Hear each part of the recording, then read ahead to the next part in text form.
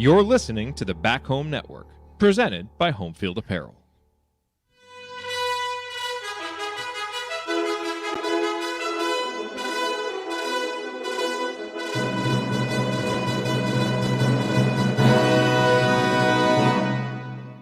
And welcome, Hoosier fans, to this week's edition of Assembly Call Radio, where each week we discuss the most important topics in the world of Indiana basketball. This is our 289th edition of Assembly Call Radio and our 943rd episode overall of the Assembly Call, recorded on the evening of May 4th, 2023. I'm your host, Andy Bottoms.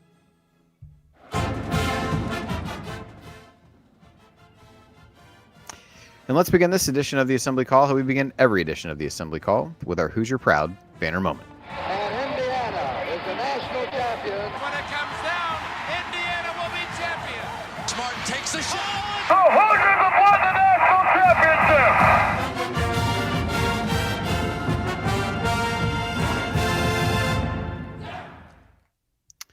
Well, as for this week's banner moment, not a lot to pick from because there's not a lot of news in the IU basketball world. I guess I would say personally, banner moment was my younger daughter had a solo in her 6th grade chorus concert tonight and did a good job. So that'll be my personal banner moment. I mean, from an IU perspective, really you look at the addition of Anthony Walker. Thought, Jared and Coach handled that well in the emergency pod. Coach live and on location from his car for that one. That's the level of dedication that he has to the program. But I think a good depth piece. Not a guy who's going to push this team over the top by any stretch of the imagination, but I do think it's a guy that you can call on if you need some additional depth in the front court. Especially, we've talked about Renew's foul issues as a freshman. Hopefully, that's something he outgrows as a sophomore. But if not, I think you feel good about being able to have a experienced guy like Walker as the backup. And the other piece of news, really from a scheduling perspective, which dovetails well into one of the topics that we're going to hit on tonight, that was the report that IU is going to play Auburn in December in Atlanta. I think we talk about this a lot, trying to figure out how you get better games, how you get games on the schedule that aren't going to hurt you, and really give you chances to beat other power conference teams. This one on a neutral site, that always helps. And I think Atlanta, given some of the inroads that IU's had recently there from a recruiting standpoint, I think it makes a lot of sense. And so still a lot of pieces left to fall as you put the schedule together. But I think that's a good one for IU to be able to look forward to as we move into the rest of the offseason.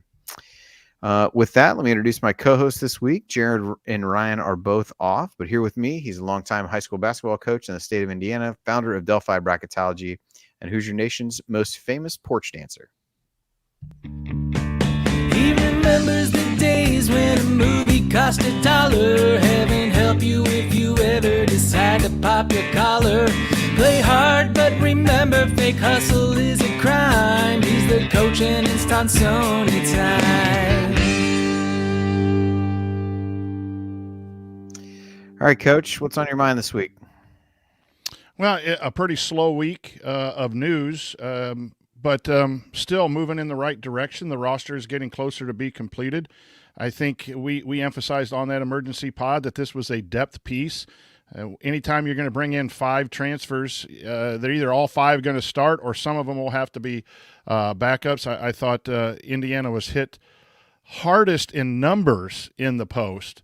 Obviously, the shooting and the scoring from the wing has been a need of Indiana basketball for a while, and those last 2 spots, it looks like with the names that are popping up and the contact that's being made and the young man that's supposedly visiting this weekend, that you're going to get a wing or 2 in the last 2 spots. So just trying to be patient there. Really happy with the Auburn schedule game. Interesting, we'll have Rocco Miller on here in the second part, and he knows a lot and reports out a lot about games as they're being scheduled, and also a well-known bracketologist. But as you and I know, that you got to play people in the non-conference. You got to have some level of success, but even playing people and getting beat helps. As we saw, Indiana did not play well against Kansas or Arizona score-wise, but was able to get a 4 seed, and part of that was you challenged yourself, and you got the Emerald Games or whatever that's called in New York City, where Empire, you get Empire Classic. Empires. There is an Emerald Classic. something else, so I don't want to. Yeah, I think it's out west, right? I'm not sure. I was going to say Florida, so one of us is bound to be right. Those games, I mentioned quickly, we didn't talk a lot about it on that emergency podcast, but that's what Indiana basketball needs to do. They need to schedule at least, I think, 5 or 6 of these really top-notch games, and then some of the 5 or 6 you have remaining in the non-conference still need to challenge with that mid-level type of game to get ready for what is a gruesome Big Ten, even in years that the Big Ten is down. So I really was pleased to see that. That's at least 4 games against Power 5 schools. Got to replace that ACC Big Ten challenge. There's a good question coming up later on that. Wrapping up the spring, get these guys home for a little bit and then get them back on campus to get their workouts going and build for next year. But the news has been, Andy, coming rather regular for the most part. Maybe not as fast as we all want to fill all those positions quickly with the guys we want right off the bat. But I think we've had a slow trickle of news, which has kept us going. This is the first week that it's kind of slowed down a little bit. But, feeling pretty good, actually, about Indiana basketball. Absolutely. All right. Well, this week coming up, we said we'll do some Hoosier headlines, a couple of which we've already touched on. And then segment 2, we got Rocco Miller coming on. We may bring him on earlier as well, but a great bracketologist, a guy who's been on some of the Fielding the 68 episodes with me over the last couple seasons, and also a guy who's really into the scheduling. So I wanted to talk with him. Felt like it was a good time to talk a little bit about scheduling and some of the philosophies out there and how that impacts bracketology. And then we've got a mailbag that we'll hit in segment 3, as we always do. So all that is coming up this week on Assembly Call Radio. But now let's talk about our presenting sponsor. Home field apparel, wear one for the team. And this edition of Assembly Call Radio, just like all shows on the Back Home Network, is presented by our friends at Home Field Apparel, where they have the largest collection of vintage IU apparel you'll find anywhere, with beloved logos like 2 different versions of the Bison and so many more. Bottom line is that Home Field has something unique for fans and grads of pretty much every school, with unique vintage logos for all of them. And no matter what you buy, you know it'll be comfortable and the colors will last through many washings. Plus, you're supporting an Indiana-based company that came up through the Kelley School of Business. And what can be better than that? And as we get close to, whether it be Mother's Day, graduation season, Father's Day, great time to look on Home Field Apparel. They're coming out with refreshes for a bunch of schools. I know we have neighbors who have 3 boys who graduated high school in the last few years, the last of which is coming up this year. And our go-to gift for them for each of the first 2 has been Home Field shirts for wherever they're going. Their mom texted the other day, asked my wife where we had gotten the shirts, because they intended to do the same thing for some other people. And that happened to be the day they had their 30% off flash sale. So it worked out well. Served as a good reminder for me that I needed to buy a shirt for their son that graduates this year. And as one is wont to do, picked up a couple things for myself while I was working for somebody else. So if you want to check them out, you can go to homefieldapparel.com and use our promo code HOME to get 15% off your entire first order. That's promo code HOME for 15% off. Once again, that website is homefieldapparel.com. Wear one for the team. Yeah, I'm a size 3XL for anyone who, wants to show some appreciation. I'll post my address. Just call Connor. He has my address. Yeah.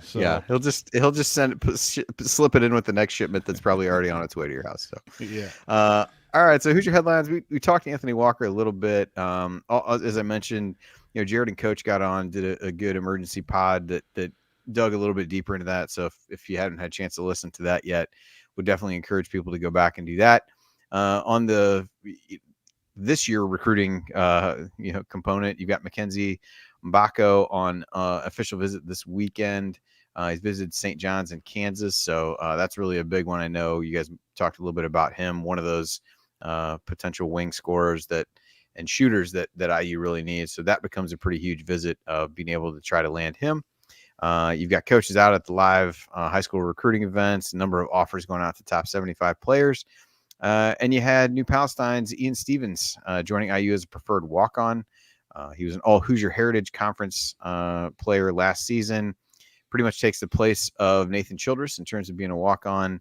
Got decent size, athleticism, and a guy who could play at a smaller school but has opted to play at IU. and also played for Jordan Hull's AAU team. So seems like everything you read about him will be a good addition as a preferred walk-on, and it's certainly exciting news for him. So, Coach, any of those stand out to you? Any of the other recruiting news in particular that particularly has your ear? Probably the Mabako stuff, but even any of the high school guys that they've been out seeing kind of catch your eye at all so far? Yeah, the Mabako thing is very intriguing to me. Committed to Duke, and then when Filipowski came back, wanted to go elsewhere. Kansas and you put the Dickinson, transfer there. Does Mabako see, time, points, minutes where, reading between the lines, not trying to get anyone too excited, but there's not someone in his way. Where hasn't been established. X is going to be the point guard. That could be a real good selling point this weekend, that you can come in here and be a featured part of the offense if the staff believes that highly in this young man. He's a top 5 recruit, top 10 recruit coming out. Obviously, freshmen have to prove themselves, but we got a lot of good mileage from a highly recruited Jalen Hood-Schifino and Malik Renew. It would be really nice to get this guy who has some face-up game, and that's been my word, Andy, all off-season is face-up game, face-up game. You want your 4s to have some face-up game. You don't even mind if your 5s have a face-up game. In this positionless basketball, you need to be able to shoot, you need to be able to drive, you need to be able to post up a little bit, do a variety. I think this guy is intriguing. Again, you watch his highlight film. He shoots 99% from 3, dunks all the time, and just plays outstanding basketball. But it's the athleticism. Again, we're talking about dudes. We got beat by a Miami roster that was full of athletes, and we need to get there as a program. And I just think overall Coach Woodson is heading that direction. He's just got to finish. It's not a complete class yet. So that sticks out to me. The other thing is the Ian Stevens joining. I know that doesn't get a lot of, notoriety or Twitter, but when you have depth in practice, you can do a lot of things. And this guy could go to some smaller schools, definitely, and play and get on the court during game time, but he's going to come and sacrifice, go through all the weightlifting, all the training. Same thing that Nathan Childress did, and we talked last about him moving on to Indiana Wesleyan, so he gets to play that senior year. That's good. Anytime you can get some size in there to run, he's not going to be, like a starter going up against another type of starter, but it does give you some depth to rest some guys, the old load management, and if people need a practice off, you're not having a drop down to some – GAs and other things who might have to step in, managers who might have to step in, although a lot of those guys do well too in practice. But anytime you get these guys who are willing to sacrifice, they're a big part of any program. So I just want to give Ian a shout out here. Congratulations for selecting Indiana, and we wish you nothing but enjoying your time here at Indiana, and then maybe you play for 2 or 3 years, build your game, and go somewhere. That would be awesome for Ian. But those are important part of programs for practice purposes, bench morale, a lot of things like that. And obviously he played for Jordan Hull's AAU team, so he knows what Indiana basketball is all about. But congratulations to that young man and becoming a Hoosier. Yeah, and you alluded to the other piece of Big Ten news. That's Hunter Dickinson committing to Kansas. Obviously the Big Ten news was not him leaving Michigan, but Maryland was in the mix from a recruiting standpoint, but decides to go to Kansas. I think if you kind of put aside your thoughts on the overall saga of his recruitment and how that was handled and the whatever the hell that video was that he that he used to announce his decision today, I think when you look past that from a basketball perspective, it makes a lot of sense. It makes sense for Kansas. It makes sense for him. I think you do look at how that might impact the Mabako decision. It's another mouth to feed. What does that really look like? Somebody ran down their roster, just a loaded roster. And Dickinson was really the kind of piece they didn't have in terms of a true big guy in the middle. They played really small. KJ Adams was fantastic last year, but really undersized. And so this will give them a different look and things like that. But you wonder if that has some lingering impact on the recruitment of Mabako, whether that means it's something good for IU or not. That remains to be seen, but I do think you could, draw some questions there and figure that out. And Dickinson, a guy that has played in Assembly Hall, before, and will do so again this season as a member of the Jayhawks in December when they come to Bloomington. So IU fans are not totally rid of him yet in that scenario. But like I said, I think from a basketball perspective, that made as much sense as anywhere for him to go and, kind of put the other stuff aside, I guess. We need to teach him a little podcast etiquette. He's had some issues in predicting big wins and then getting blown off the floor, and then his video game needs a little bit more work. His basketball game is really solid, but his off the court game needs a little work there. Yeah, Kansas has just a lot of personnel, and maybe that benefits Indiana in that recruitment of Mabako. We'll see. You got him on campus, and he's the third visit of his, so maybe we can keep him on campus and get him to sign. That would just be a huge talent upgrade for our Indiana Hoosiers. Yeah, that would really, as you look at the roster and what this team needs, that would be go such a long way to fill in that hole. I think that would, I don't know that the fan base will ever be at ease per se, but it would certainly go a long way to making people feel a little bit comfortable with that aspect of things. So we'll see what happens with that recruitment and go from there. But coming up on Assembly Call Radio, we're going to be joined by our special guest, Rocco Miller, who knows as much about college basketball scheduling as anybody. And we'll pick his brain a little bit about that, talk about the implications of that on bracketology. So stick with us here on the Assembly Call.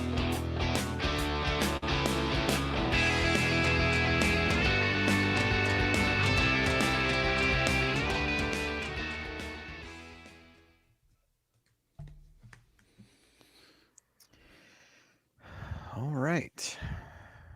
Hello, everyone. Good to have you. Jared said he'd be here about, 9:15, 9:20, so we can kill a little time here in the he's meantime. here. Oh, is he? Okay. I'm not logged into the Assembly Call account, so I couldn't tell. Oh, okay. That was on me then. Hey, no, every once in a while it kicks me out, and I just don't bother to figure out what the password is anymore, and I just log in separately, so it's fine. Rocco, what's up, man? Hey, good to see you. Thanks for having me on. Yeah, you too. Happy to do it. Do it. No, my pleasure as well. Don't get to talk about this too often, so we'll see where it goes. Yeah, absolutely. So before we hop on, I feel like you alluded to this at some point during our conversations, either before or during fielding the 68. But am I correct in saying that you do some work with schools related to scheduling? Is that yeah, I think that's definitely fair to say. I try. Okay. I didn't want to misrepresent anything. Set you up to have an infomercial or anything like that. Do what you need to do, but I just want to make sure I wasn't misrepresenting what I thought I heard. So. No, I appreciate that. No, I think it's pretty known at this point. I've probably over the last 5 years, I'm sure I've reached out to every single school and talked to most of them. So it's it's just like with everything else, it takes years, but it builds and builds over time. So it's been good. Yeah, awesome. Yeah. All right, we'll talk a little bit about that, and we'll probably hit some kind of the bracketology angles since all three of us have that in common. So we'll talk a bit about that and just kind of see where it takes us. Sounds good. All right, here we go. Right. Segment 2. Here we go. All right.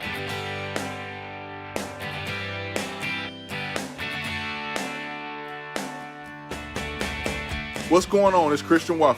What's the only thing better than an epic buzzer beater? Celebrating it with friends afterwards. Join my guys Jared, Andy, Ryan, and Coach on the Assembly Call after every IU game. Go Hoosiers.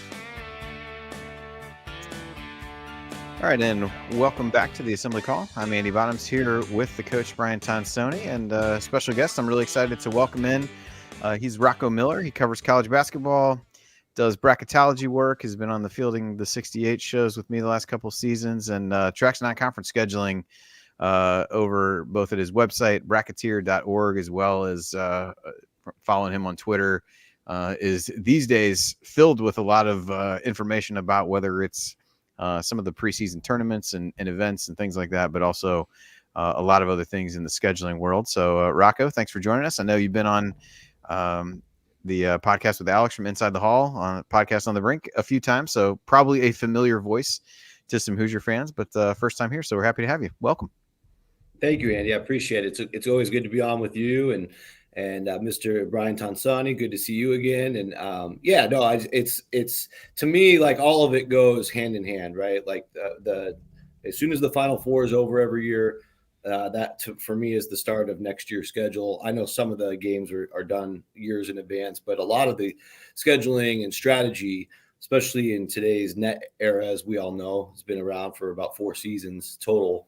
The analytics that are involved in scheduling are very strategic and well incorporated across all levels of college basketball now. So it's something that I've wanted to be a part of, and anything I can do to add value for programs as they plan their schedule is pretty much why I do it. And then, from a basketball season standpoint, just covering games in person and then doing all the bracketology stuff with you guys and a lot of the same work you do January through March.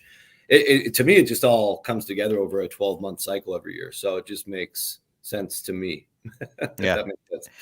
Yeah, absolutely. So I know we talked about this just briefly during the break. So you work with a number of schools on helping them schedule, understanding the implications of choices they may make from a scheduling standpoint. So I guess just to ground everybody in what that looks like, maybe talk through the process that you go through with them and what the key data points are that you use to try to give them advice and consultation on decisions that they can make.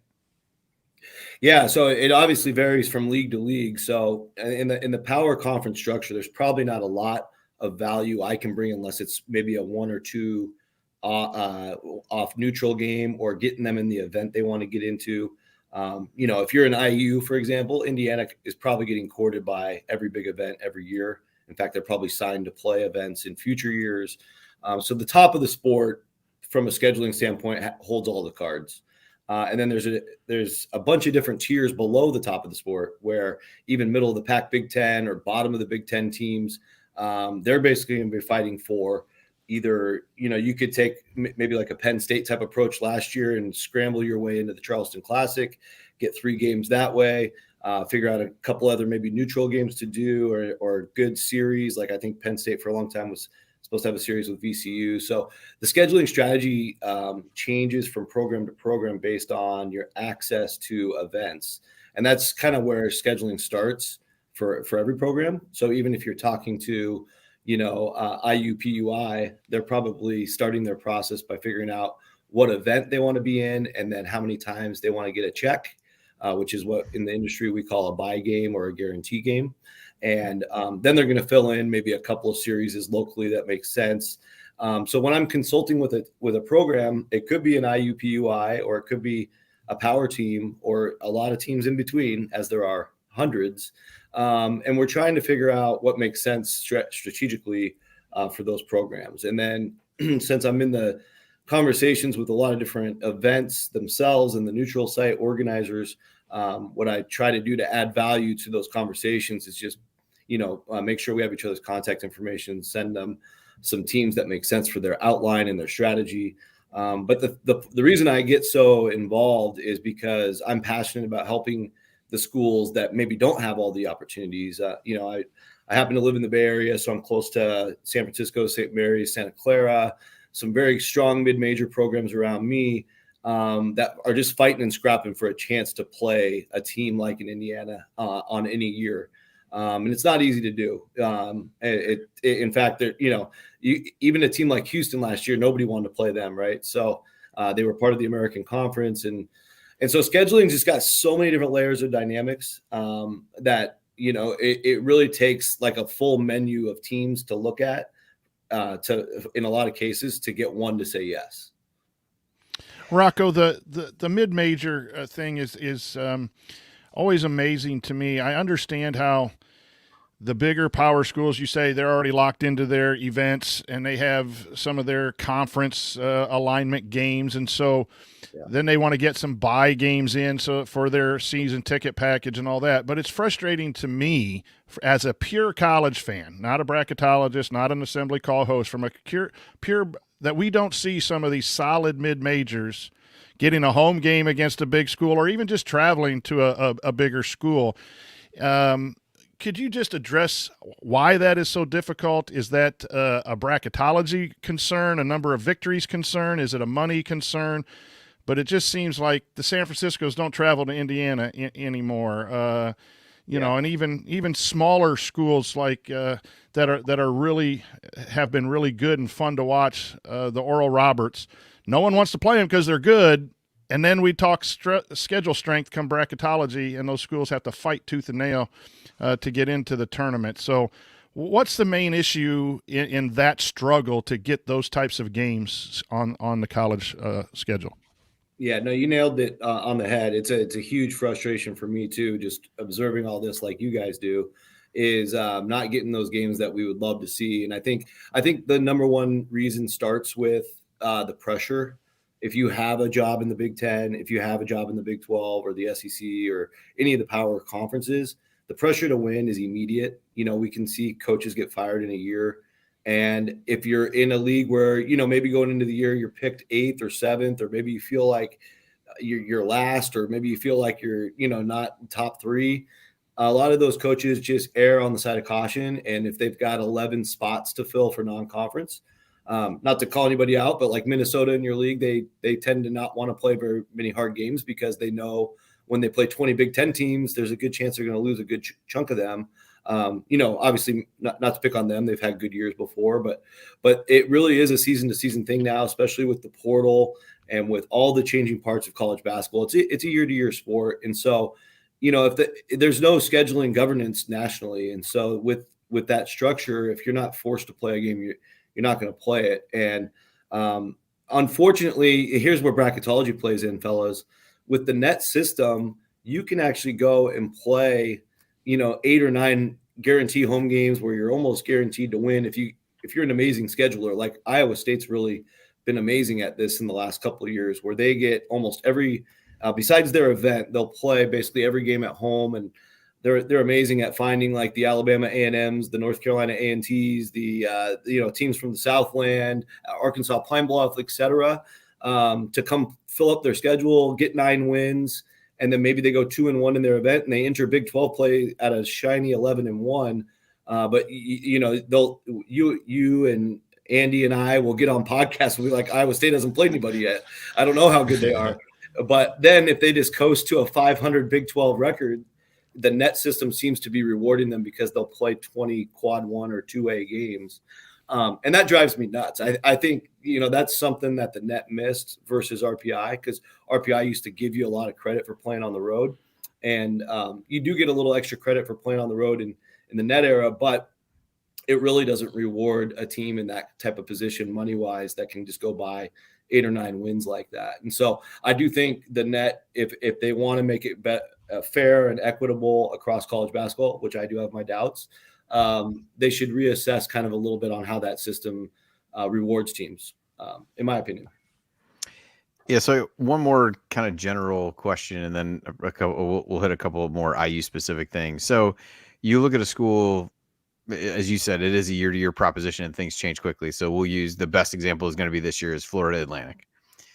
Yeah. So they come off the season they had. They got most everybody coming back.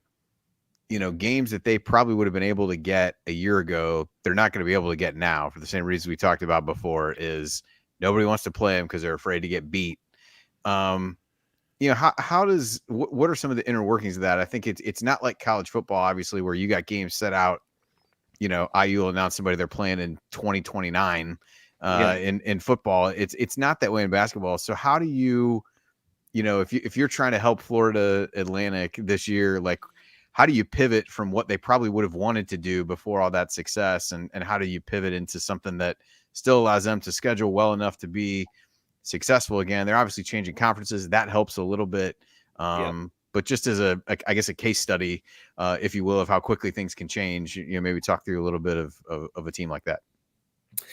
Yeah, no, I mean, for Florida Atlantic, I mean, they were so unbelievably successful in the tournament, as we all know, getting to the Final Four. And you've got your Goodmans and Rothsteins right now putting them in their top 10. And I think a lot of the country has bought into that. So Florida Atlantic's in a very unusual spot, honestly, where they're going to be able to do a lot of things that most teams in their situation can't. They, like, ESPN went out of their way to make sure they got into the Orlando event. I think that's out in public now. And so they'll get 3 great games in Orlando. There's a team, I think, from every power conference in that event. We're all familiar with it, the one in Disney World down there at ESPN Events. So that's 3 games there. They're getting a game in Chicago eventually to play in the Barstool Sports event. Well, they'll play in, I think they'll play an Atlantic 10 team there. The Hall of Fame's having them play an Atlantic 10 team. So I think teams are like, because Florida Atlantic's projected to be top 20, everybody kind of wants to play them. It's weird. Usually that's not the case for a team from their league, because there's like that. You got to look at it as a floor versus ceiling opportunity. And I think everybody's looking at Florida Atlantic's floor as like still really, really high. Like they're still going to be a quad 1. So they're just getting some special treatment that I haven't really seen from a team like that. But I'll give you another example, like North Texas, who's also very, very strong, been in the top 50, I think 3 straight years now. They're still a team that a lot of power schools are like, there's no way we're playing them. And the power conference teams, the reason they always want to play each other, I think from a coach's job security standpoint, like if you go and lose to North Texas on national TV, the common fan might look at that like in a football point of view and be like, this coach has got to go. Can't beat North Texas. What is this, right? But those of us basketball guys know that North Texas is probably just as hard as half the power conference teams that are out there, if not harder. And so there's this whole perception side of scheduling that I don't think the public ever really takes into account, or maybe it is kind of a blind spot. But yeah, like I will call around for a team like North Texas all over, the Power 6 and pretty much get predominantly no's from everybody. And so there is, and that's what makes your question an excellent one, because you can imagine if it's North Texas, it's also, teams like UAB, VCU, Drake, a lot of College of Charleston is going to be good next year. That's another good example where there's this perception versus reality thing. They might actually get a quad 1, but they won't take the risk. Yeah. Is there a solution in your mind doing this that would make sense for scheduling a game or two for these teams that are really good teams, as you mentioned, that everyone you call says, no, I don't want them in my place, and we're definitely not going to their place. Is there a solution that is on the horizon? Yeah, I don't know if there's one on the horizon. I have a couple ideas that I still feel very strongly about. So one, if we had I think the easiest solution, Brian, is to have a national scheduling coordinator. The hard part is, as you guys know, the NCAA has basically lost a lot of any kind of authority that they may have used to have in this area, losing court cases, NIL, all that. And now events themselves, even doing like a one-day neutral in Las Vegas will have some NIL opportunities for teams to come out there. That's just become the norm in the last couple of years. And so, everything's got to be attached to that. And I don't know how, some guy sitting in Indianapolis can just make teams play each other. It's just kind of become unrealistic these days. Let's be honest. But my idea that I think could really work, and I think as a bracketologist, we would agree this would be amazing. The G League every year, just to bring it back to the pros, and I'm not a big pro basketball guy, but every year around the holidays, they do a 4-day showcase in Las Vegas at the Mandalay Bay. The entire thing is televised, and every team comes there and plays 2 games. You get a game, then you get a day off, then you get a game, then you leave town, and it's full of scouts for the NBA. I think if college basketball, just especially with where everything's going with NIL, especially with teams trying to get more non-conference opportunities later in the year, if we did something like that for 4 days, like at the start of February or late January, and we just took we'd need a lot of conferences to buy in, but there's got to be enough motivation to get the Big Ten, the SEC, et cetera, to do something like that. Make the whole thing a scouting event, include some of the best mid-majors, and make little 14 pods where you would have effectively a semifinal, a championship game, and a third place in each pod. And that would just boost up everybody's schedule that went and volunteered to be part of that, and also gave the players, especially prospects, the opportunity to play in front of scouts and be televised. That's kind of my mini idea to try to make a better sport. The one frustrating thing, as somebody that follows mid-majors closer than most, is their entire at-large case is on the line from day one, and it kind of ends at the holidays because they have no more non-conference games. So I would love to, because so many of those teams are stronger by March. We all know that. I want to see how they would do against a Power 5 team at the end of January, early February in a perfect world. Yeah, it's interesting. I don't even remember how many years ago this has been. It's been a long time, but I did something when they still had the bracket busters. I kind of did some analysis to see, like, did that actually help people? And the answer was no. In general, it was almost used as a way to eliminate, you'd pit the two best against each other, and the team that would lose is like, well, tough. It is essentially what it amounted to. There were very few times where two good teams played each other, and regardless of the outcome, they both made it. It's been years and years, and I think the site that this is on is long gone from now. But anyway, it's interesting because you hear that stuff thrown out, and it's like, I think in some ways that potentially the motivation is good, but the net outcome is not really what you'd think it would be. But so a couple, I guess, IU related questions. First, I'm going to use the fact that they've played this home and home series with Kansas over the last couple of years as an example. There's all these different multi-team events. There's different neutral court games. There's all these things. There are not very many of these home and home series that power conference teams are setting up with one another, outside of ones that are traditional rivalries. You talk about Iowa State, they're going to play Iowa every year and kind of alternate there and play on each other's home floor. But in general, that's not happening. I mean, what's your take on that? Is that just because of, you mentioned some of the NIL opportunities of being able to play in some of these neutral sites? Is that a pendulum that you see shifting anytime soon to be able to have more of those games? I think as a pure fan, those games are awesome. But it's also, I understand from the school's perspective, there may be a lot of reasons they don't want to do things like that. Right. Yeah. No, I think that it's a tier structure thing again. Like for Indiana and Kansas, I think it's perfect, and it makes great sense because those programs are so established, and regardless of the roster or the team, you can feel good about that being a highly televised spotlight game. So we're going to see this year starting a series at Duke with Arizona and Duke, and then Duke will play their first true road non-conference game in 2 years when they come to Arizona. But Arizona also did that with Alabama, who, you can start to depend on as a program that's going to be there at the top, as long as Oates is there, you would imagine. And then, so there's a few of those starting to brew, which is, I totally agree with you as a purist. I think we're all, similar age group. And yeah, we all want to see that. I think for the rest of the teams, even top 25 level teams, top 50 level, it becomes a war of attrition in terms of going back to that 1 year at a time mentality.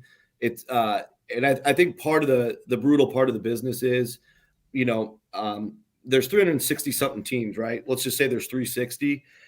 If you look at the coaching carousel every year, 60 jobs turnover on average. This year we had 59. I think the year before we had 61. So 60 is a really good average to use. So that's basically 1 out of every 6 coaches in the country are going to change over next year. And what that creates is, and that's a much higher number than it used to be in the past. What that creates is a lot of the home and home series that you saw traditionally don't get returned because a new coach can come in and say, hey, I didn't sign up for this game. We're going to scrap the contract. And, the school that started on the road is left kind of holding the bag and not getting that return game. Or we see a lot of things even at the top, like Auburn and Washington, for example. Washington played at Auburn in 2019. It took 4 years to get Auburn to come back and finally return it. Right now, not to call them out, but like Baylor's doing the same thing to Stanford. That Stanford played down there, I think 3 years ago, and Baylor still hasn't come back to play Stanford. So there's just a lot of like finagling based on your year coming up, your team coming back. Do you want to go play that game? If you don't really feel like playing it, there's usually some sort of angle or charade you can create to get out of it for a year or kick the can down the road. It's really unfortunate because it's created a lot of trust issues with scheduling. The other element of this, of course, is the net. So if you go play, let's just go play Indiana and Arizona in Las Vegas, then it's a neutral game, probably a safer chance it's quad 1 instead of me needing you to be top 30 for a home game to be quad 1, or top 15 for a quad 1A. So I think all of that goes into play as well. St. Mary's down the street from me, they've mastered it. They played 5 neutral court games last year. Santa Clara did something similar. And I think that for those types of programs, it just makes more sense. St. Mary's does get a good crowd every game, but they don't mind going to some empty arena and taking on a team, and it works well for them. It works well for a lot of places. So Rocco, going back to IU, or you could just say any power, but we'll say Indiana, and you're consulting them. If you're being asked to consult them, 11 non-conference games. You mentioned Iowa State kind of goes on the slight end of that. Michigan State at times is an example of a team that, sometimes Izzo goes, man, we overscheduled early and played so many tough games. How many games for a power conference out of those 11 should be, those maybe toss-up games or really competitive games? And then is there a place for bye games in the college basketball, or is there some middle ground which you would suggest and on a consulting basis to a school like Indiana? Yeah, well, I think like the Michigan States and the Indianas right now, imagining that they're forecasted to be a top 15, top 20 program going into that year, you kind of schedule based on what you think you have and where you're going. Michigan State, Kansas, traditionally under Self and Izzo, they always have loaded schedules, but they also know if we load up our schedule and we go 5-4, or God forbid 4-5, we're fine. Like we're totally fine. Our team's going to get better by playing all those tough games. And in Big Ten, that's going to pay off down the road, or in Big 12, that's going to pay off. And they've done that consistently. I think all three of us know the data on those two. Indiana could do the same thing if they chose. I think even if you wanted to split them in half, if you have 11, you could do, 3 games in a big event or 2 games in a big event, play 3 other really good games. Like Indiana has Kansas this year. I think they'll probably take on one other big game. Not sure when that's going to happen or who it's going to be. I know everybody's going to ask. They've scheduled Auburn. Auburn came out last weekend. In Atlanta. Yeah. And I'm actually helping those guys with a few more games down there. So they'll have their nice mix, but I think, I talked to a Pac-12 team who's middle of the pack earlier today, and last year they bought 7 bye games and, didn't do anything for them. They only had a couple games that could move the needle. They didn't do well in those games. They played okay in the league, and felt, it was pretty clear by March they weren't getting in. So this year they're going all in. Instead of buying 7 games, they're only going to buy 4. They've got a good rivalry team they're going to play, and then they'll end up with we're working on 3 different games where they can either do a home and home on 2 of them, and then 1 like maybe in Vegas. And so that's how the mentality can start to shift. Another team I can comment on, I think publicly is fine, is Clemson. I think the 3 of us know last year they were 342nd in non-conference strength of schedule. If you ask us, we would have said no matter how far they go ACC tournament wise, they're probably not getting in with that. And that does something to a coach, because now Clemson's scheduling a lot harder this year. I don't have to share their games, but you'll be able to look at the comparison from last year to this year. So that's what fascinates me, is like these middle of the pack power conference teams, the pendulum can swing big time. Because they're not at the top of the league picking which games they want. They're not Carolina. They're not Duke. Same thing happened last year with Wake Forest from the season prior, when they, I think, were 341 in non-conference. Yep. All right, so we got a few listener questions here that I'll throw to you. None of them are specifically who is IU going to schedule, so you're off the hook on that. Thanks. So first one comes from Rick. He says, who has the final say on the schedule, the AD or the head coach? It's pretty much the coach 97 to 98% of the time. I'd say the extreme exceptions is with rivals. So like an example last year, BYU and Utah State, I think have played each other 24 straight years. And then they decided to publicly, it got kind of ugly in Utah between those 2 schools, with BYU joining the Big 12 and then not playing in football. There was a game lined up last year in basketball, all set, ready to go. And the AD came over the top, and I won't say which school, but they just decided not to play. So there's like one of your 2 percenters. But those are like the only times I see it. Like if a team's realigning from conference to conference, like Jacksonville State this year, they're going from the ASUN to the Conference USA. like ASUN teams won't play them anymore, even if they were, had verbally agreed. So some of it comes from realignment, others come from rivals. Everything else is coach driven, from my experience. Okay. Andrew's question, any thoughts on a potential replacement for the ACC Big Ten Challenge from the Big Ten's perspective? Anything that you can see coming up to kind of replace that? I guess more from the standpoint of it being another conference versus conference type scenario, or does that really just free up Big Ten teams going forward to try to find another big game on their own without being forced into it? I think it'd be smart to do it. I don't know. I haven't heard of anything for sure coming together, but I think the obvious partner would be the Big 12. Because the Big 12 does have a challenge with the Big East. But obviously the Big 12 has been the number one league 7 of the last 8 years, maybe more than that. And the league's deeper now, so you can actually pair up more of the teams. Big 10 sitting there, 14 teams this year. The Big 12 will have 14. In the future, they'll have 12. So I think they would be interested in doing that, because I think they really liked having that late January game in my conversations with some of the schools there. Big Ten would have to be willing to do a late January game, I think, to make that interesting. But we'll see. That's just kind of my own perspective. I don't have any actual knowledge of conversations yet, but I just think that's the low hanging fruit. I don't see them really doing anything with the Pac-10, because I think obvious reasons. You've got USC and UCLA going over there, and that's probably not a bridge that's going to be formed. No, probably not. And the Big Ten's done the Gavitt games the last handful of years. That's always been odd, because you're not playing in it every year. Not all the teams are in it. Right. It never really it makes for some decent games. Like the IU Xavier game last year was a great game, but as an event really never has resonated, at least from my standpoint. And then last one here was from Brian, which I thought was an interesting one. And so it was essentially with the college football playoff schedule expanding, that takes another weekend in December that wasn't already spoken for from a football perspective. And typically that third weekend in December has been a place where there have been some pretty high quality non-conference basketball games that have been on.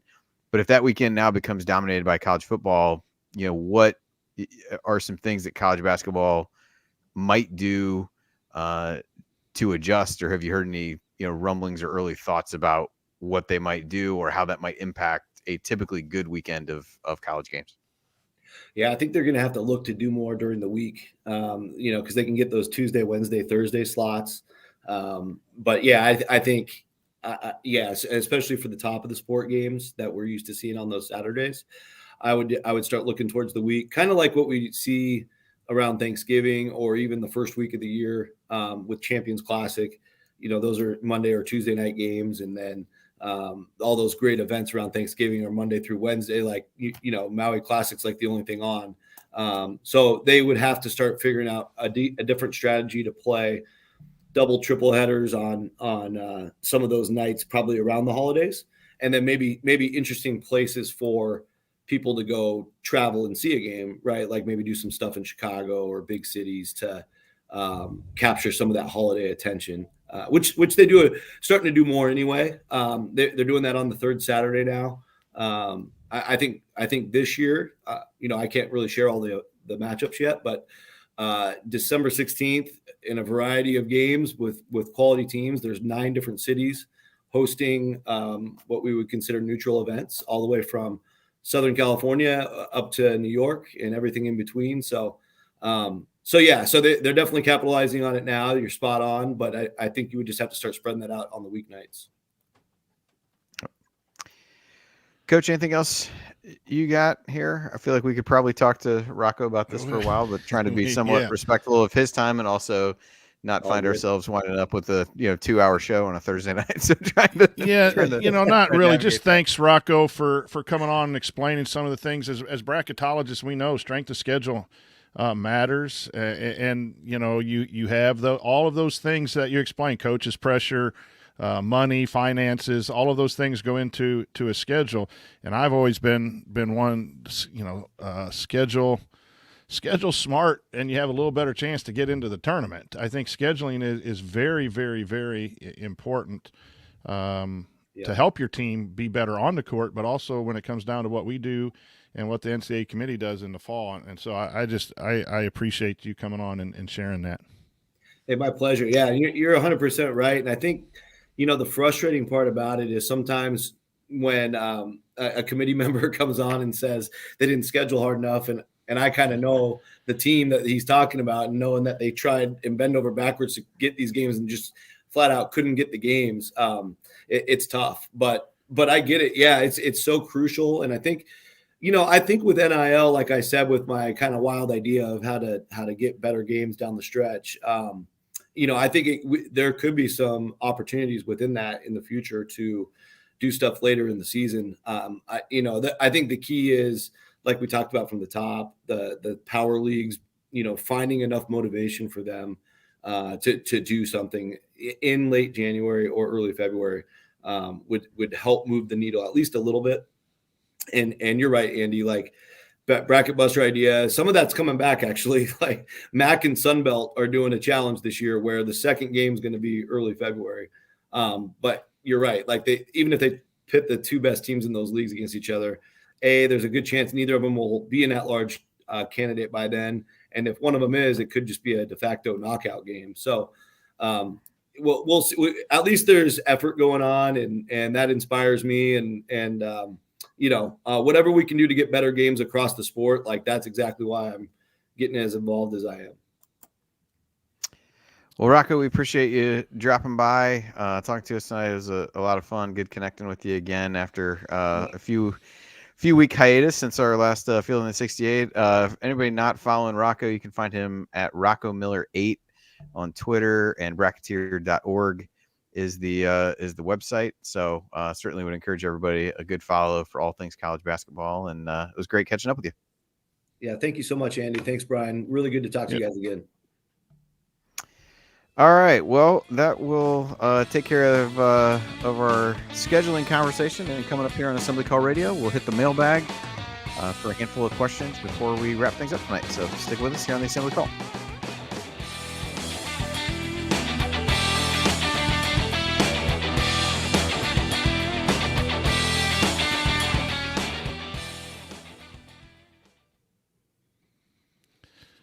All right. Good awesome stuff, Rocco. Really appreciate it. Yeah, thanks. I'll check out the full episode later. Appreciate it, guys.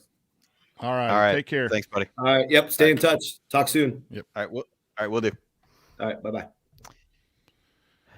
All right, Coach. We'll hit a few questions. Yeah, lots of we didn't really get into we touched a little bit on the bracketology implications of that, but yeah, really good stuff from him, and got a little bit more insight into what he does with the teams, which, like I said, I knew a little bit on the surface about, but definitely a lot of moving pieces to understand how you do that. And like I put in the chat for you, you were kind of reading my mind with the question about IU. I know we talk about that a lot, of what's, maybe the optimal way to do it. And I think the big takeaway is where it does really depend a lot. We've talked about that with even in Woodson's tenure, depends a lot on what you need, what you know about your personnel. And the good thing about the way the scheduling works there is it does offer you some flexibility to say, hey, if this team maybe isn't what I thought it was going to be because I had guys leave or different things like that, you've got some opportunity to pivot in certain scenarios. Obviously, sometimes you're locked into to some of these different events, but in general, it offers up a lot more flexibility than you might see in some other sports. So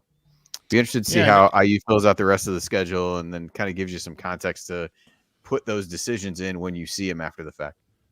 Yeah, and then you get beat by Indiana State and Purdue and the whole damn plan's out the window. It doesn't matter. Yeah. Like we're not scheduling we're not scheduling Ball State with Lewis, because he did a good job there. And I get that, but when you and I started watching Indiana basketball, there was Evansville, Ball State.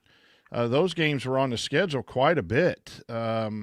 And then, I went back and looked at some of the games back in the archaic old days when I was in college, and you had Kansas State coming in, and I mean, you really, the schedules were full of teams now that would never, ever, you would never have 9, 10, 11 of those, was it the 90, not 91. the 81 team. If you go look at their schedule, other than the Indiana Classic, it was always like the schedule was tough, and then you had the Indiana Classic at Market Square Arena where you had the 2 games you were likely to win. And you had the Indiana Classic in Bloomington, so you had 4 games you could likely win, and then everything else was just loaded, and you had that was kind of it. more games. Yeah. Yeah. You had like 9 other games that were Notre Dame was on the schedule every year. Kentucky was on the schedule every year. Louisville quite a bit. I get all the stuff, but I want to tell coaches, you want to keep your job, win those games. Like, you're going to keep your job by playing North Dakota State of San Francisco. You ain't keeping your job if you do that anyway, and that's not getting you ready to beat the Illinois and the Michigans and all of that. I don't quite – you don't want to overschedule, but we've had far too much underscheduling at Indiana. Yeah, I mean, you're also to your point,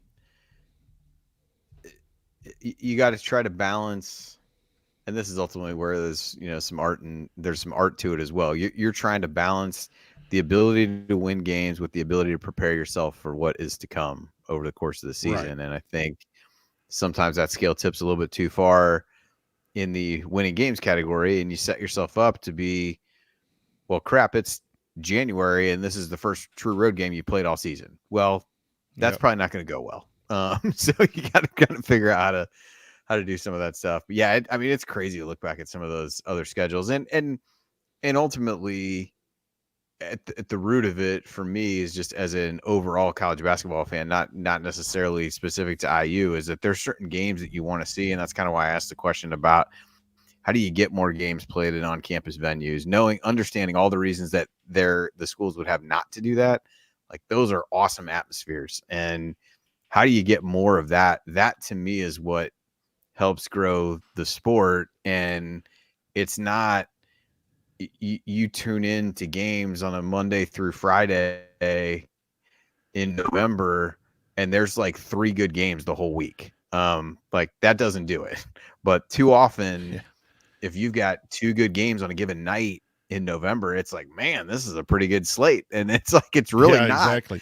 When you got 90 games played and there's 2 of them that actually have probably some implication to something. So it's all trying to figure out the balance of that. But and again, I try really hard not to be that old man and yell at everyone to get off my lawn too. But Notre Dame and UCLA used to play a home and home, a non-conference. Notre Dame used to play DePaul, Marquette. I mean, those were rivalry games that were fantastic to watch as a college basketball fan, even though I was an Indiana fan. Illinois, Missouri, they have that still going, I believe.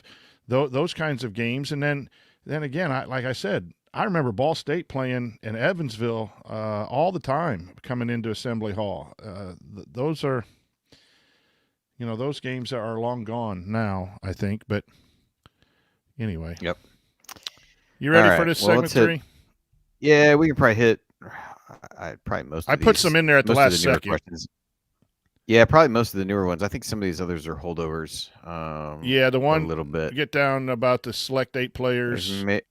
There's maybe Chad's one question. There's maybe one of the ones down the bottom I'll bump up and maybe hit Lisa quickly, is the last new question, I think, that we have from the Okay. Yeah. Okay. Yeah, there's another one down below that maybe we'll hit as well. Yeah. Some of these we might have touched on a little bit already. We'll figure it out. Here we go. Yeah.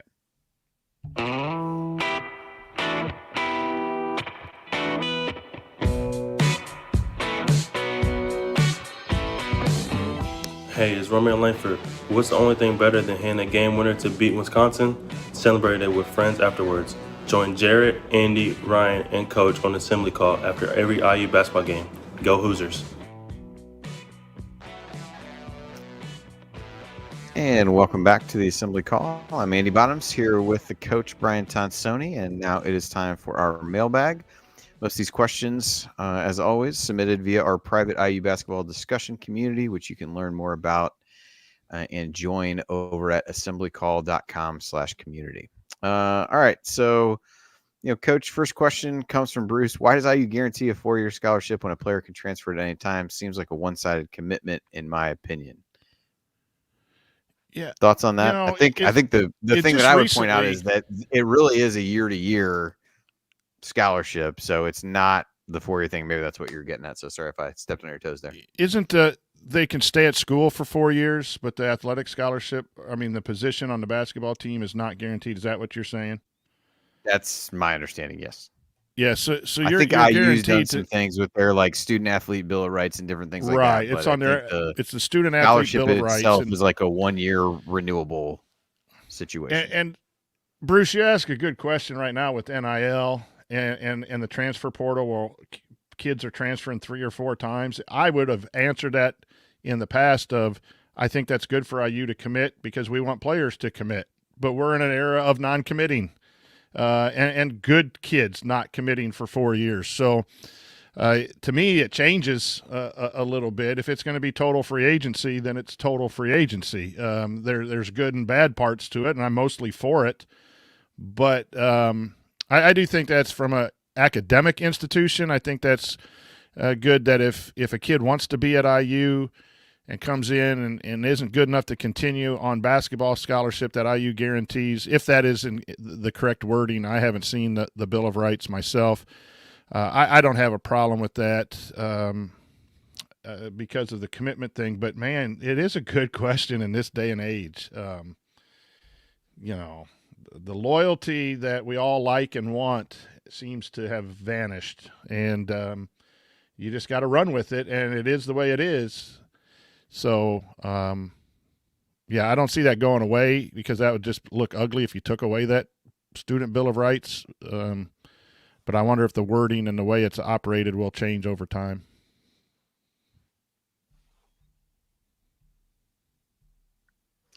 Yeah, and I think the challenge for, you've got coaches who are going to leave. I think there's a little bit of a certain level of hypocrisy on some of that where, the coach is committed until they get a better offer at times. And I think depending upon the level of school, that maybe is understood. But I think there's that piece of it. And there's also, if you think that coaches aren't out there running off guys who might want to stay but can't for whatever reason, then you're kind of kidding yourself on that front as well. So I don't know that it's all as, everything's probably not as above board as we'd all like it to be. And but it is a good question for that. I'm not sure there's a great answer given the times and everything else that's going on. And the other side of that, Andy, is go ahead. I think the coach has the right to say, hey, you know what, young man, you've been here 2 years. You're not doing the things we ask you to do, and I'm going to go a different direction. I know that's called running kids off or creening. We had that, all that stuff. But, you bring a kid in good graces and he doesn't work hard and doesn't do anything. I think you got it. What is it called now? You have to have that honest conversation. We're not going to play you. You might want to go elsewhere. If this is going to be like a pro situation where players can ask for money and do things, then you better come in. There's another side. The coach has to be able to say, we don't want you in the program anymore. You better go into the transfer portal because we want to go a different direction, because it is the pressure that Rocco talked about. I want to win, and son, you ain't helping me win. It's tough. That's just tough news, and it hurts. But this is a two-way street, and I think it's only fair if players and coaches and all that have freedom to leave, that the coach can say, I want to go a different direction. Yep. Next question from Philip. Do you know how the Big Ten determines who each team will play twice during Big Ten play? Of course, Indiana always plays Purdue twice. How do they select the rest of the schedule? Put this question in here because I thought it was good. I have no idea is the answer. It doesn't appear to be a ton of rhyme or reason, because it even feels like there are times when you might go 2 years in a row and only have a single play against somebody. So I don't even think that it's you played this team twice last year, so you definitely won't the following year. And it also doesn't seem to be in any way based on who, from a standings perspective, is expected to be good. That would be really hard based on when they release it now, because rosters are so in flux. So great question. No idea. There seems to not be any pattern year to year that I've been able to discern at this point. Scott, we touched on this a little bit. Phil Dickinson to KU helps us as their starting lineup makes it harder for Mbako to grab a lead role. And given that he left Duke because Filipowski returned, maybe there's a corollary there. Coach, you think that's a reasonable line of thinking? Yeah, I do. I think obviously we have to sell them on a better offense than what we've run in the past. But I think that a young man like that might be a one and done, or at least two and done, and he wants to come in and be able to have the shots and the minutes. So I do think there could be a correlation where some of these schools, St. John's got quite a bit of guys in. They're probably still looking for lead guys, so that could be a competition. Who else besides St. John's and Kansas? Louisville, right? Yep. I think he has a better chance of winning and making a name for himself at Indiana than going to Louisville. So unless there is something the young man doesn't see fit in the program or the offense or something, I do think those things play a role. Yep. From Craig, what's the newest news of UCLA and USC joining in 2024, 2025? There are plans on having 2 divisions for basketball, a number of conference games, change of venue for the Big Ten tournament. I'm not, these are great questions. So this falls again under the, I don't know. I don't really see how you could play more conference games though. Given some of the scheduling things that we talked about before, really seems hard to fathom taking away, additional bye games, because in order to get it to be balanced in terms of having both, you got to add 2. At that point, you get to 22 games.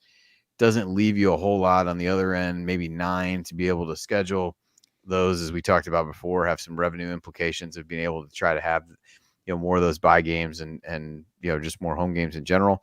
So I would be surprised if that happened.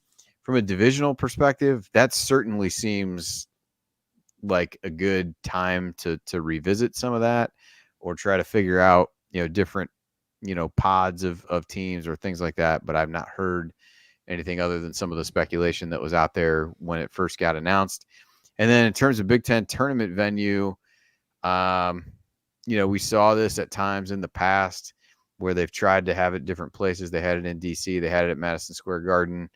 That had, implications on timing because of when the Big East has it.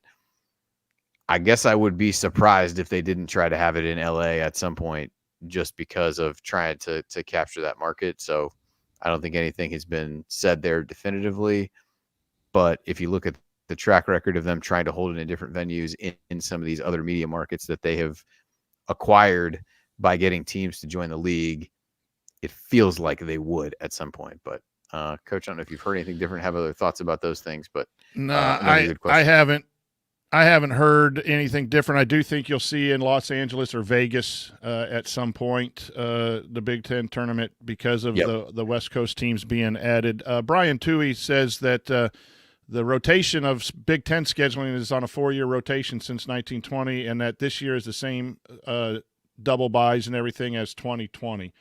So that would make a lot of sense that they have some formula of who you play, and then they just make sure that you, over a course of years, have traveled to and double played everyone somehow. So it seems there, according to Brian, there is a 4-year rotation. You add UCLA and USC. Well, and he's that's just become the head of our research department then. So absolutely, congratulations we just on that, hired Brian. him for. Appreciate it.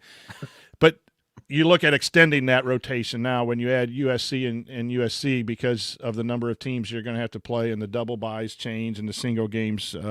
Obviously, you're going to have 2 more single games home and away by adding UCLA and USC. So that rotation formula will have to change. All right. So Lisa had a question here.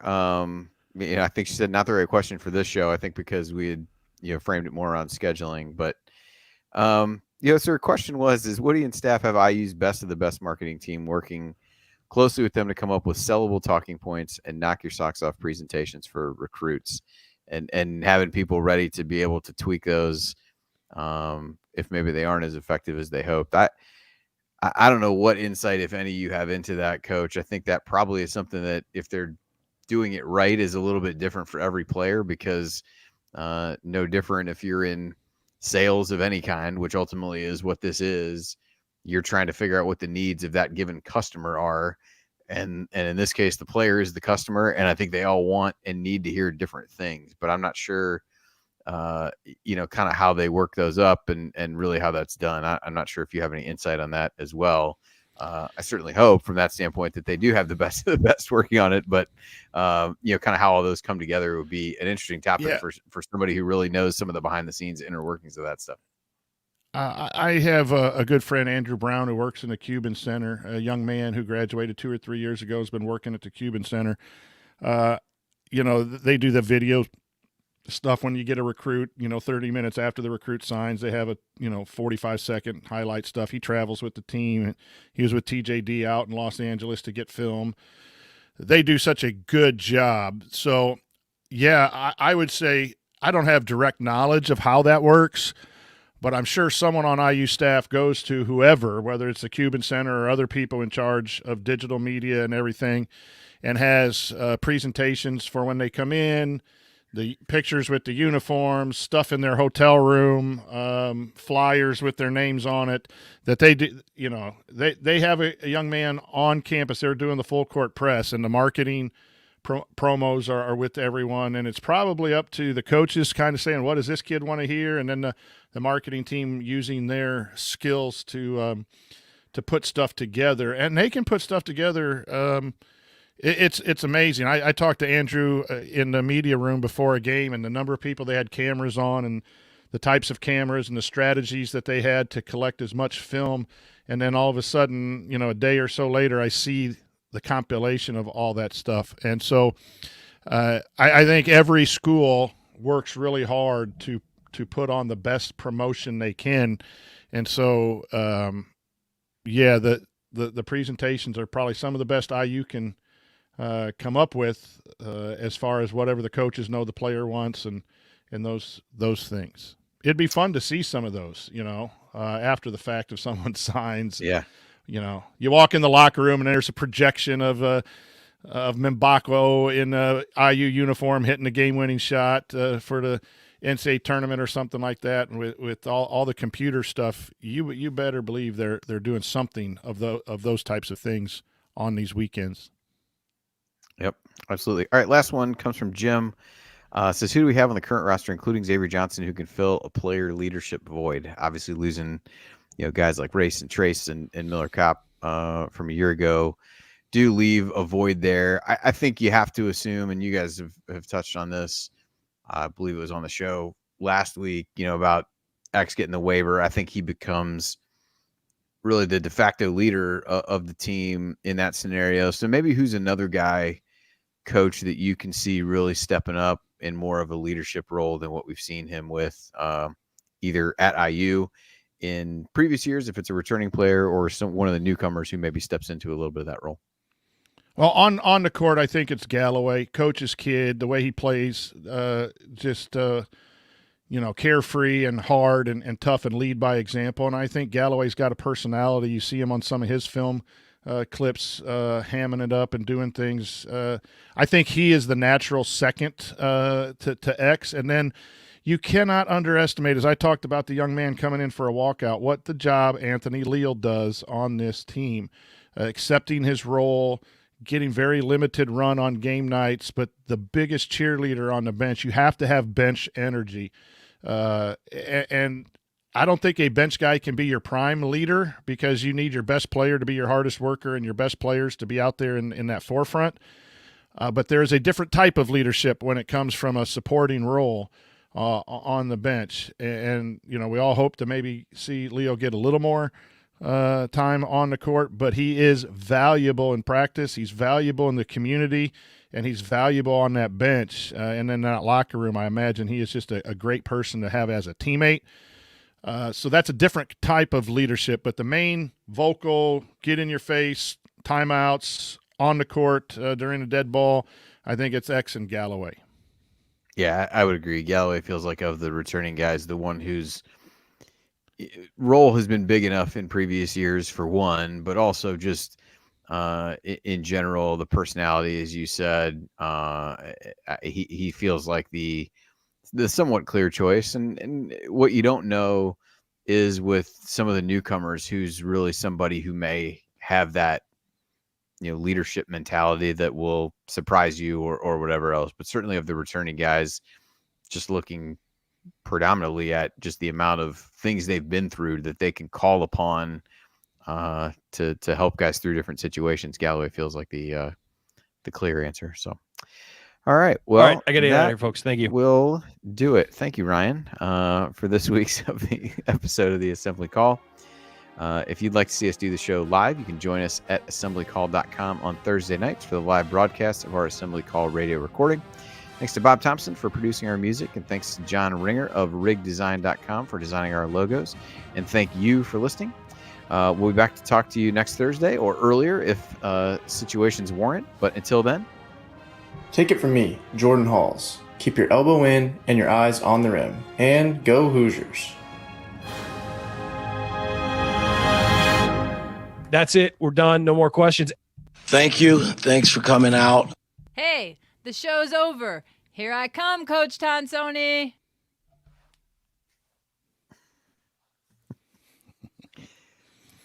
fantastic. Good stuff. Good stuff. I'm interested to see if Renew is a guy who can expand into that. I think hard to do given the role that he really had last year, but right. Be interested to see him as a sophomore if he becomes a little bit more vocal in that regard. Yeah, and a major player too as a starter, probably somewhat of a go-to depending on where and who they get in the wing. A vital part. Been through it one year already. I almost mentioned him, so I think that's a good call. Really, what do you got? 6 guys coming back. You don't have a whole possibility. Yeah, you don't have a lot, and I think that's a hard situation, especially given the transfers that they have and the roles that they're going to play, at least of who they have right now. I mean, that'd be a lot to expect that from a leadership standpoint. It's still a young guy, coming in that way. Sparks is older, but in a reserve role, like maybe he's that guy because he's passionate about playing for IU. Maybe he's somebody who does that, but I just think for the same reason you don't ask that of freshmen a whole lot, you're in a new situation and a new team and trying to learn a whole lot. And some guys just don't feel comfortable exerting themselves in that way, in that scenario. And so I think, becomes hard for those guys, not to say that none of them would do that, but, or could do that. But I do think it's probably something that if you go into the season expecting a lot of that from them or being in a position to really have to lean on those guys for leadership, I think that's a tough ask.